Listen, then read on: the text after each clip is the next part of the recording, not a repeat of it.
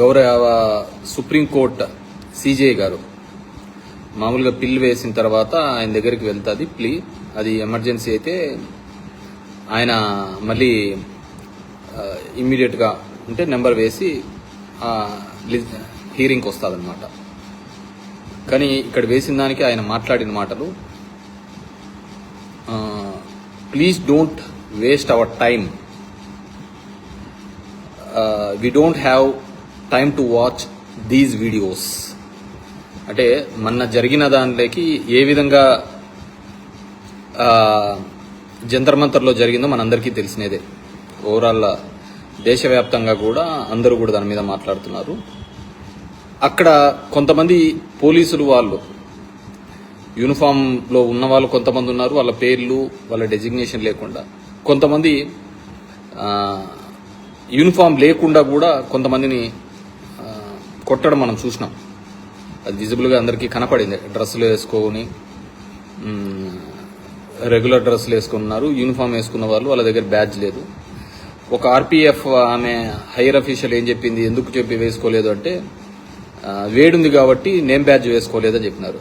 ఎంత దిగజారిపోయిందో అర్థం చేసుకో. దాని మీద ఇమ్మీడియట్గా విచారణ చేపట్టండి అనే దానికి అడిగితే వి డోంట్ హ్యావ్ టైం. ఈ వర్డ్ చరిత్రలో నిలిచిపోతుంది. రేపు పొద్దున మామూలుగా రాస్తూ ఉంటారు కదా, చరిత్రలో రాయదగ్గ అంశంలో ఈ దేశ రాజకీయాలు మారిన దానిలో చూస్తే వి డోంట్ హ్యావ్ టైం అనేది చిరస్థాయిగా నిలిచిపోతారు. దెన్ ఎవరికి టైం ఉన్నట్టు? ఆ రోజు మీరు ఈ విధంగా నిరుద్యోగులని మాట్లాడి కాక్రోచ్ జనతా పార్టీ అని ఒక ఐడెంటిటీ లేని ఒక పార్టీ, అనార్గనైజ్డ్గా ఒక పార్టీ, ఈరోజు లక్షలాది మంది దాని మీద నమ్మి వచ్చి రోడ్ల మీదకి వస్తున్నారు. ఆ రోజు ఇదే చీఫ్ జస్టిస్ గారే మాట్లాడినారు. మరి ఆయన ఏం ఆలోచన విధంగా మాట్లాడినాడు, మరి ఈ రోజు కూడా అదే విధంగా మాట్లాడడం జరిగింది. It's very bad. మీరు హయ్యెస్ట్ లెవెల్లో ఉన్నారు, కింద లెవెల్లో సమస్య తీరకపోతే ఇంకా ఈ దేశంలో కోర్టుల ద్వారా న్యాయం జరుగుతుందని 90% ప్రజలు నమ్ముతున్నారు. కొన్ని వివిధ కారణాల వల్ల ఉండొచ్చు, ఎక్కడైనా కానీ అటు ఇటు తప్పు చేసిన వాళ్ళు కూడా ఉండొచ్చు. కానీ ఇప్పటికీ 90% బిలీవ్ దట్ కోర్టులో వేసినా మాకు వస్తుంది అని చెప్పేవాళ్ళు.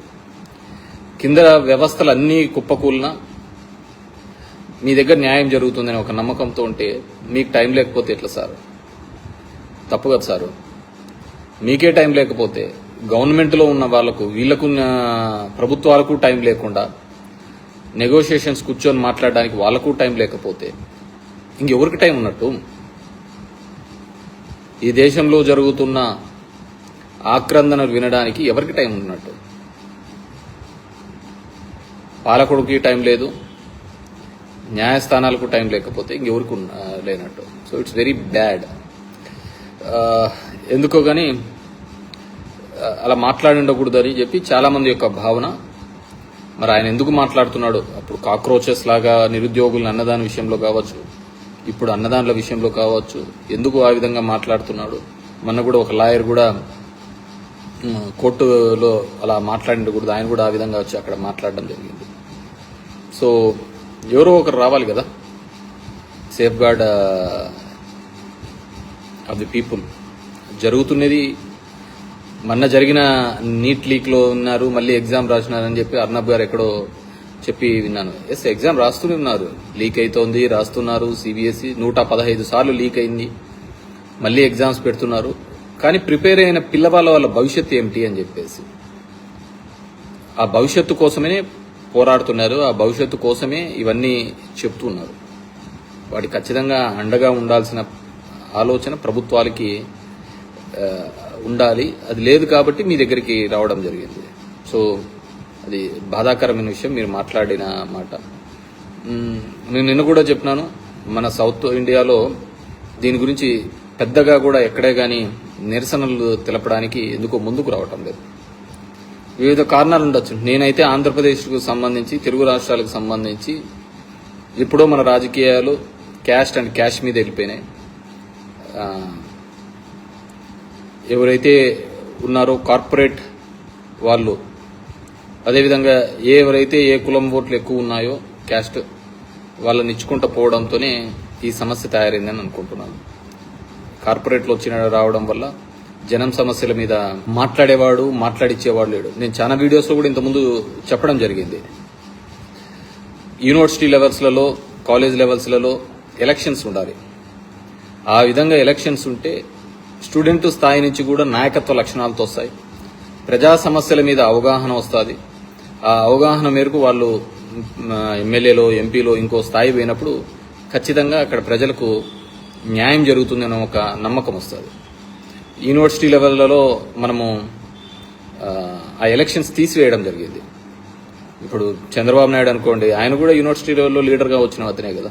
ఇప్పుడు మా జిల్లాలో చూస్తే రఘువీరారెడ్డి, అనంత వెంకటరామరెడ్డి, విశ్వేశ్వరరెడ్డి చాలా మంది కూడా ఆ విధంగా రావడం వల్ల ఏమవుతుందంటే సమాజం మీద అవగాహన, సమస్య మీద ఎలా ఫైట్ చేయాలని ఆ విధంగా రావడానికి ఉంటుంది. అది వదిలిపెట్టి ఎప్పుడైతే మనము డబ్బున్న వాళ్ళు లేకుంటే క్యాస్ట్ ఎక్కువ ఉందని చెప్పేసి టికెట్లు ఇచ్చుకుంటూ వస్తుంది, ఇది అన్ని పార్టీలకు చెందుతుంది. డెఫినెట్గా ఆ ఫైటింగ్ స్పిరిట్ అనేది తగ్గుతూ పోతూ ఉంటుంది. ఇలాంటి సమస్యలు వచ్చినప్పుడు రోడ్ల మీదకి రాలేని ఒక పరిస్థితి ఏర్పడుతూ ఉంటుంది. మాట్లాడలేని పరిస్థితి, రోడ్ల మీదకి వచ్చేది వదిలేయండి, మాట్లాడలేని పరిస్థితి. ఉస్మానియాలో ఈరోజు చూశాను, కొంతమంది అక్కడ కూడా చేయడం. వీఆర్ నాట్ అగెన్స్ట్ ద ఒక ఇది కాదు, చర్చల ద్వారా సాధించలేదంటూ ఏమీ ఉండదు. మాట్లాడి ఒక చట్ట రూపంలో తీసుకొని వస్తే ఇంకొకసారి ఈ విధంగా ఉన్న వాళ్ళకి ఏదైనా ఒక అకౌంటబిలిటీ ఉంటుందనేది అందరూ కోరుకుంటున్న విషయం. ఉస్మానియాలో జరిగింది, మన ఆంధ్ర యూనివర్సిటీలో కూడా తొందరలోనే జరుగుతుందని నేను అనుకుంటున్నాను. ఎందుకంటే మిగతా యూనివర్సిటీలన్నీ డీమ్డ్ యూనివర్సిటీ అయిపోయినాయి కదా, కాలేజీలు అంతా ఏమీ లేదు. అందరికి ఇప్పుడు చెప్తారు ఏదైనా ఉన్నామంటే ప్రాక్టికల్లో అది చేస్తాం, ఇది చేస్తామని. అదే మాట్లాడే తత్వం ఇది తగ్గిపోయింది. మావానికి కూడా చెప్పిన, మా కొడుకు కూడా పోయి ఢిల్లీకి పోయి అక్కడ వాళ్ళకు మద్దతు తెలిపిరా. ఇట్స్ నాట్ అగెన్స్ట్ ద గవర్నమెంటో ఇంకోటనో కాదు, దేశం కోసం, ఇక్కడ విద్యార్థుల కోసం. కార్పొరేట్ కబంధ హస్తాల్లో ఉన్నటువంటి ఈ విద్యా వ్యవస్థ దీని నుంచి బయటకు వచ్చి ఒక మంచి విద్య, వైద్యం అందించే విధంగా దేశం ముందుకు అడుగులు వేయడానికి ఇలాంటి సమయంలో మనము భాగస్వాములు కావాలి, మనం దాని గురించి మాట్లాడాలి అనే ఉద్దేశంతోనే చెప్పడం జరిగింది. సో ఇప్పటికైనా సరే చీఫ్ జస్టిస్ గారు ఆ విధంగా మాట్లాడిన దానిలకు ఇమ్మీడియట్గా ఏదైతే ప్లీ వేసినారో దాన్ని ఇమ్మీడియట్గా తీసుకొని ఎక్కడైతే జరిగిందో, ఈ అన్యాయం ఎక్కడైతే జరిగిందో, ఎవడైతే అక్రమంగా వచ్చి చొరబడి ఆ పిల్లల్ని కొట్టడం జరిగిందో ఆ ఉద్యమాన్ని అణచివేయాలని చూసినారు. అణచివేసేదంటూ ఎక్కడ ఉండదు. ఇంకా మన దాంట్లో చాలా మేలు అనుకోవాలి. మీరు చుట్టుపక్కల దేశాల్లో జరిగిన తీరును చూస్తే, శ్రీలంకలో అట్లాంటి చోటైతే ప్రెసిడెంట్ని, ప్రైమ్ మినిస్టర్ ఇళ్లలోకి దూరినారు. బంగ్లాదేశ్లోనూ అలాగే చేసినారు, నేపాల్లోనూ అలాగే చేసినారు. స్టిల్ ఒక రెస్పెక్ట్ అనేది ఉంది. సో డెఫినెట్గా స్పందించాలని చెప్పేసి కోరుకుంటున్నాను. కానీ నాకు తెలిసి అయితే ఏ ప్రభుత్వము, ముఖ్యంగా ఈ ప్రభుత్వం స్పందించదనుకుంటున్నా. ఎందుకంటే ఒకసారి ధర్మేంద్ర ప్రధాన్ అనే వ్యక్తి రాజీనామా చేసినాడే అనుకోండి ఈ ఒత్తిడి మేరకు, నెక్స్ట్ ఇమ్మీడియట్గా ఎవరు వస్తారు? E20 కలుపుతున్నా, ఇథనాల్ కలుపుతున్నాడు గడ్కరీ వస్తాడు. ట్రాన్స్పోర్ట్ మినిస్ట్రీ జరుగుతున్న అవకతవకలకి, చనిపోతున్న దానిలకు అని చెప్పేసి. ఎందుకంటే అకౌంటబిలిటీ తీసుకోవడం మానేసినాం కదా ఈ దేశంలో. అది ఉద్యోగస్తుల మీద ఒక 3-4 మీద దొబ్బేయడము, ఇదే పరిస్థితికి అయిపోతుంది. సో నెక్స్ట్ ధర్మేంద్ర ప్రధాన్ వస్తాడు. ధర్మేంద్ర ప్రధాన్ అయిపోతాను గడ్కరీకి వస్తాడు. E20 కలుపుతాను, ఇదంతా దొంగది, మా ఇంజన్లు చెడిపోయినాయి, మా మైలేజ్ చెడిపోయినాయి, దీంట్లో కరప్షన్ ఉంది అని రాజీనామా చేయమంటాడు. అది మళ్ళీ నెత్తికి చుట్టుకుంటుంది. నెక్స్ట్ ఇది అయిపోయిన తర్వాత ఈవీఎంలలో అంత దొంగ మోసం జరుగుతానే లేదు, మళ్ళీ పేపర్ బ్యాలెటే రావాలి అంటారు. ఇవన్నీ వచ్చేలకలు మళ్ళీ ప్రభుత్వానికి ఇబ్బంది అయిపోతాయి కదా, మళ్ళీ గవర్నమెంట్కే ఇబ్బంది అయిన పరిస్థితి. ఇప్పుడైతే ఏదో ఈవీఎంలు కూడా నొక్కుతున్నారు, పోతున్నారు, ఎవడో చేతుల్లో ఉంటానే గెలుస్తున్నాము అయిపోతుంది కదా దేశంలో. ఇప్పుడు ఇవన్నీ చేస్తే, ఒకటి రాజీనామాని యాక్సెప్ట్ చేస్తే మిగతావన్నీ ఇట్లాంటివన్నీ వస్తా ఉంటాయి. ఎక్కడ జరిగినాయి ఇవన్నీ కూడా. రామ మందిరం నిధులు దొంగలించిన దాంట్లో ఉన్న కమిటీ మెంబర్స్లో 50% పైగా అక్కడున్న గవర్నమెంట్ను వీళ్ళు వేసిన వాళ్ళే. మరి దొంగతనం ఎలా జరిగింది, వీటికి అన్నిటికీ లెక్కాసారాలు చెప్పాల్సి వస్తూ ఉంటుంది, వాళ్ళ మీద యాక్షన్ తీసుకోవాల్సి వస్తూ ఉంటుంది. కాబట్టి దీన్ని ఇక్కడికే తొక్కివేయాలి అనే ఒక భావనతో ఉండొచ్చు. దానికే ఇట్లాంటివన్నీ యాక్షన్ తీసుకోరని నేను అనుకుంటున్నాను. సో ఏదేమైనప్పటికీ కూడా ఒక ఇనిషియేట్ అనేది మొదలుపెట్టినారు. అది వైలెంట్గా మారడానికి వివిధ కారణాలు అన్నారు. కానీ చాలా మంది దీని గురించి పాకిస్తాన్ వాళ్ళు, చైనా వాళ్ళు అంటే మీకు అలాంటివి ఏదైనా సోర్సెస్ ఉంటే వాళ్ళని ఇమ్మీడియట్గా అరెస్ట్ చేయండి. ప్రశ్నించే వాళ్ళందరినీ కూడా దేశద్రోహుల కింద లేకుంటే యాంటీ హిందూ కింద ఈయన మేము దేవుని అందరినీ నమ్మే వాళ్ళు ఉంటారు, దాని అమ్మే వాళ్ళు ఉంటారు. నమ్మే వాళ్ళను వేరు, అమ్మే వాళ్ళు వేరు. అమ్మే వాళ్ళు ఎవరు అందరికీ తెలిసినదే. దేవుని బొమ్మ పెట్టుకొని ఓట్ల రూపంలో అమ్ముకున్న వాళ్ళు ఉంటారు, దేవుని విగ్రహాలు దొంగలించేసి దాన్ని అమ్మే వాళ్ళు ఉంటారు, దేవుని దగ్గర బంగారు దొంగలించి అమ్మే వాళ్ళు ఉంటారు. ఇలాంటి చాలా కేసెస్ ఉంటాయి. అన్నీ ఒకటే కేసు కింది కాదు కదా. మీకు అలాంటిది ఏదైనా కానీ అగెనెస్ట్ పాకిస్తాన్ వలన జరుగుతుందో లేదంటే చైనా వాళ్ళు చేస్తున్నారో ఇంకో చోట చేస్తున్నారో అంటే డెఫినెట్లీ టేక్ యాక్షన్. మొత్తం మీ చేతుల్లోనే ఉంది, కింద నుంచి పై వరకు అంతా మీ చేతుల్లోనే ఉంది. ఇప్పుడు అందరూ మీరు చెప్పిన మాటలే మాట్లాడుతున్నారు, మీరు ఆ రోజు ఏం చెప్పారు అనేదే మాట్లాడుతున్నారు. డెఫినేషన్ ఆఫ్ రూపాయి ఎందుకు కింద పడిపోతుంది అనే దాన్ని కూడా కొత్త డెఫినేషన్ నిర్వహిస్తున్నారు. సో ఇవన్నీ ఉన్నాయి కాబట్టి మీరందరూ కూడా నేను ముఖ్యంగా కోరుకునేది యువతనే కాదు, అందరూ కూడా ఏజ్డ్ పర్సన్స్ అందరూ కూడా. నేను నిన్న చెప్పాను కదా, సినిమాలలో విలన్లుగా పోషించేటువంటి ప్రకాష్ రాజు, షియాజీ షిండే ఇట్లాంటి వాళ్ళందరూ కూడా ఈరోజు జనం మధ్యకు వచ్చి హీరోలుగా ఉన్నారు. అదే మన దాంట్లో పద్మశ్రీలు, పద్మ విభూషణ్లు, పెద్ద పెద్ద బిరుదులు వచ్చిన వాళ్ళందరూ కూడా పద్మ వ్యూహంలో చిక్కుకున్నారు. మాట్లాడండి అయ్యా, ఏం దానికి ప్రభుత్వానికి వ్యతిరేకంగా కాదు, వీళ్ళకి మద్దతుగా మాట్లాడండి. జనం యొక్క సమస్యను వినండి అని చెప్పండి. దానికి కూడా మనం చెప్పలేనంత ధైర్యం లేకపోతే ఎందుకు హీరోలు పాత్రలు ఎందుకు పోషించేసి హీరోల కోసం ఎందుకు చేయాలి? నేను చెప్పాను కదా, బెనిఫిట్ షో టికెట్లకి అయితే మన వాళ్ళందరూ ఉరికెత్తుకుంటూ వస్తారు. నేను ఏదో మళ్ళీ పొద్దున్న చూసిన, రామ్ చరణ్కి ట్విన్స్ పుట్టినారు అంటే అపోలో హాస్పిటల్ నిండా జనాలు చుట్టుకున్నారు. మన ఇంట్లో పూటకు తిండి గడవడానికి మన అమ్మా నాన్నలు కష్టపడుతుంటారు, డైలీ కూలీ. మనకు అదేం గుర్తుకుండదు. ఈరోజు నీ కోసం అక్కడ పోయి ఎవరో కొట్లాడుతున్నారు. ఇది నీట్ పేపర్ అనే కాదు, ఒక విద్యా వ్యవస్థ, ఒక పటిష్టమైన విద్యా వ్యవస్థ తీసుకొని రావాలి. గవర్నమెంట్కు మెడికల్ కాలేజీలు తీసుకొని వచ్చిస్తే దానిలో పీపీపీ మోడనో ఇంకో మోడనో ప్రైవేట్ వాళ్ళకు పోతుంది. మాట్లాడలేని తత్వం, ప్రశ్నించలేని తత్వం. సో ఇన్ని దరిద్రాల మధ్య మనం బతుకుతాం. మన దరిద్రాల మధ్య అంటే బాగున్నాము అంటే కారులో ఉన్నాము, కారులో తిరుగుతున్నాం, పెద్ద ఇంట్లో ఉన్నామని కాదు. సమాజంలో జరుగుతున్న దానిని కూడా ప్రశ్నించలేని తత్వంతో ఉన్నామని, అదే దరిద్రం, అంతకంటే వేరేది ఏం లేదు. నేను సైతం అంటారు కదా, ఎవడు సైతమో ఏం సైతమో అయిపోతుంది. నేను ఎన్నోసార్లు చెప్పా, సినిమా టికెట్ రేట్ల మీద 2 రోజుల్లోనే జీవో వస్తుంది.